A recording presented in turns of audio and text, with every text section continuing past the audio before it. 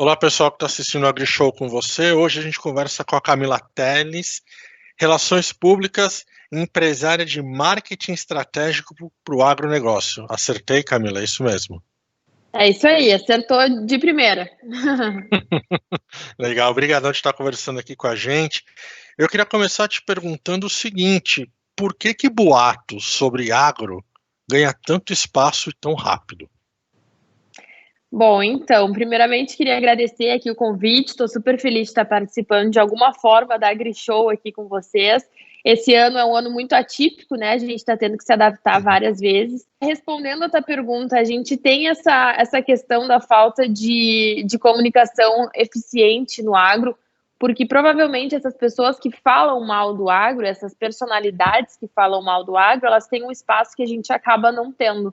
Eu acho que o agro ficou Uhum. muito tempo sem se comunicar, ficou muito tempo sem se defender, e a gente deu muito espaço para lacradores, como eu carinhosamente chamo eles, que acabam falando muito mal aí do nosso setor, de uma forma muito desrespeitosa, porque na verdade eles não têm embasamento, eles não têm um conhecimento para saber. Eu acho que as pessoas elas podem formar suas opiniões sem problema nenhum, muito com base nas suas vivências, mas eu acho que elas precisam, acho não, eu tenho certeza que elas precisam escutar os dois lados para montar a sua opinião com base, né? A gente tem aí exemplos de artistas que têm mais de 45 milhões de seguidores e que falam besteira sobre o consumo da carne, sobre o uso de defensivos, sobre o Uhum. desmatamento, enquanto a gente acaba tendo uma visibilidade muito menor para nos defender.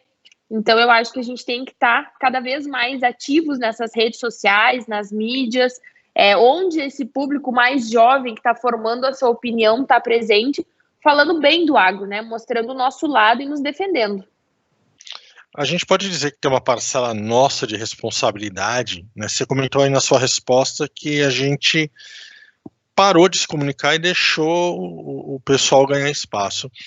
Tem uma parcela nossa do agro que a gente ficou falando para nós mesmos, e isso abriu essa porteira, com perdão do trocadilho. Com certeza, isso é uma coisa que eu falo muito nas minhas palestras, inclusive. Eu acho, eu sempre mostro um vídeo que eu fiz, até vou compartilhar aqui com vocês, em Porto Alegre. Eu sou do interior do Rio Grande do Sul, e quando eu estava começando, as pessoas acham que eu viralizei, que eu comecei a defender o agro depois da minha paródia, que eu apareci cantando na internet. Mas, na verdade, eu sou produtora rural, né, na minha essência, minha família, meus avós, meus pais. Nasci dentro da propriedade rural da família e dediquei todo o meu curso de relações públicas à área de comunicação justamente para defender o agro. Então, a minha primeira palestra, para te ter noção, foi em 2015, logo depois que eu me formei. E eu já mostrava, Uhum. eu saí justamente para mostrar que a gente falhava muito nesse quesito de comunicação no agro. Eu perguntei para umas pessoas na rua em Porto Alegre como é que a agropecuária estava presente na vida delas. E uma das respostas que mais me impactou foi uma senhora que disse que era através do bichinho, do cachorrinho, né, do animalzinho de estimação, que era a única forma que a agropecuária estava presente na vida dela.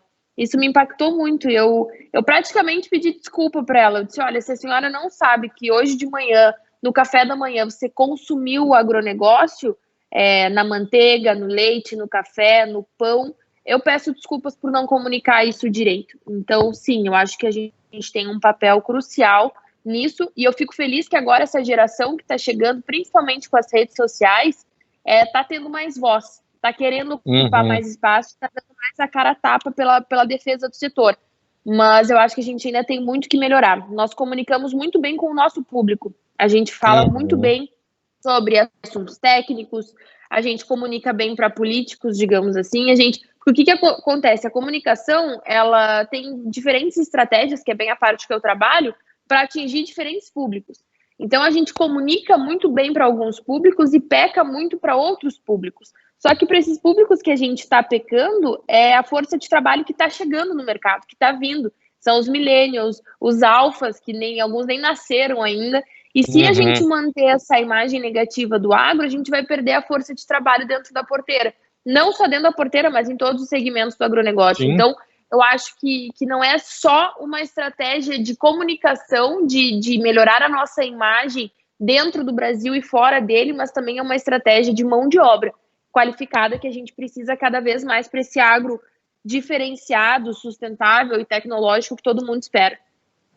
Então, Camila, a gente está falando aí de 5 anos, 2015, quando você saiu da universidade, para essa conversa que a gente está tendo hoje, 2020. Que melhoras que você viu nesse período da gente se comunicar e que desafios que a gente ainda tem? Na verdade, desses 5 anos para cá, a gente consegue perceber uma digitalização muito maior de tudo, né? Das coisas. A gente está com uma onda aí de TikTok, de Instagram, da presença grande aí dessa geração, junto com um propósito muito maior. Hoje, esses jovens, eles não trabalham só por dinheiro, mas eles estão preocupados em saber o que o trabalho deles vai gerar de impacto para o planeta, para o mundo, para as pessoas. Então, a gente juntou aí essa vontade de fazer a diferença com o que realmente acontece dentro do agro e começou a defender com mais força, né, com mais vontade. E quando eu falo nós, é porque assim como eu, que sou defensora do agro lá nas redes sociais, vem surgindo muitas outras pessoas fazendo a mesma coisa, mostrando seu dia a dia, mostrando o quanto a gente se preocupa com o meio ambiente, mostrando o quanto é importante a gente ter uma visão mais sustentável do nosso negócio, social, economicamente, ambientalmente. Então, eu acho que é uma questão muito de autocrítica. E vale destacar aqui, Thiago, que o agro ele não é perfeito. A gente não quer que as pessoas tatuem o agro na testa. Eu acho que nenhum segmento é perfeito, né? Não existe isso. Só que nós temos um papel crucial como essa nova geração para fazer essa diferença, colocar tecnologia dentro das propriedades rurais, investir nesse agro sustentável que todo mundo espera. Então, a gente segue na luta e eu acho que esse movimento ele está aumentando e tomara que ele cresça cada vez mais, né?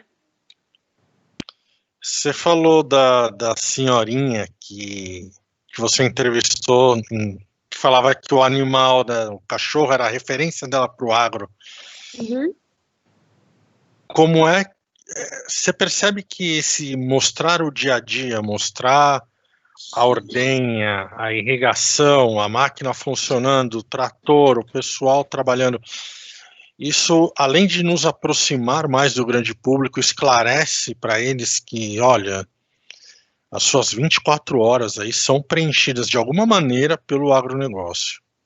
Com certeza, é aquela história, tu vai consumir o agronegócio pelo menos 3 vezes ao dia. E as pessoas, elas acham que os alimentos, eles brotam da gôndola do supermercado. Então, mostrar o nosso dia a dia, mostrar o que realmente acontece. Inclusive, Thiago, tem uma pesquisa, já faz alguns anos, mas é uma pesquisa real, que uma porcentagem grande de adultos nos Estados Unidos acreditava que o achocolatado vinha de vacas marrons. Então, Então, é uma pesquisa real. Então, é extremamente impactante isso. E a gente consegue perceber o quanto realmente a nossa comunicação é falha, não só aqui no Brasil, como no exterior também. Ano passado eu tive a oportunidade de ir na Agritécnica, na Alemanha, e conversei com produtores rurais lá da região, e as pessoas sempre gostam de comparar o Brasil com outros países desenvolvidos e colocar a culpa sempre no nosso país, né? Os famosos brasileiros com Z, que eu chamo, né? Sim. E eu falei, e uma das dores dos produtores rurais, tanto da França quanto da Alemanha, também é essa questão da desvalorização, não só dos mercados e das pessoas, como do próprio governo.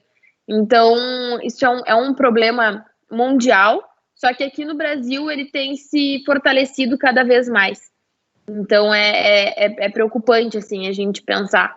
E mostrar o dia a dia, mostrar como realmente acontece, tirar o leite da vaca, como que se planta, como que se colhe, todos os cuidados que se tem que ter com o manejo, com o solo, com a agricultura de precisão, com a agricultura digital. Eu acho que é essencial para as pessoas entenderem que elas não só precisam do produtor rural, como o produtor rural está se esforçando para fazer a diferença dia a dia. Eu queria fazer uma pergunta um pouquinho exagerada aqui. Exagerada nesse sentido. Você acha que falta as pessoas que propagam esse tipo de informação equivocada serem responsabilizadas por isso? Eu estou te perguntando isso pelo seguinte: vamos supor que um influenciador propaga determinada informação sobre produção de leite. e isso começa a impactar toda uma cadeia produtiva. Uhum. Falando que todo leite é contaminado, todo leite é ruim, quem toma leite morre, etc. Você acha que falta, nas devidas proporções, esse tipo de comentário ser responsabilizado? Então, eu acho que, na verdade, sim, é um assunto mais delicado, porque tu tem que ter liberdade de expressão, né? Principalmente nas redes sociais, a gente sabe que é um assunto delicado, ao mesmo tempo que as pessoas têm que ter um senso crítico para entender o que elas vão absorver como conhecimento ou não. Então, quando me perguntam a solução para as fake news, por exemplo, eu sempre falo que vai de cada pessoa.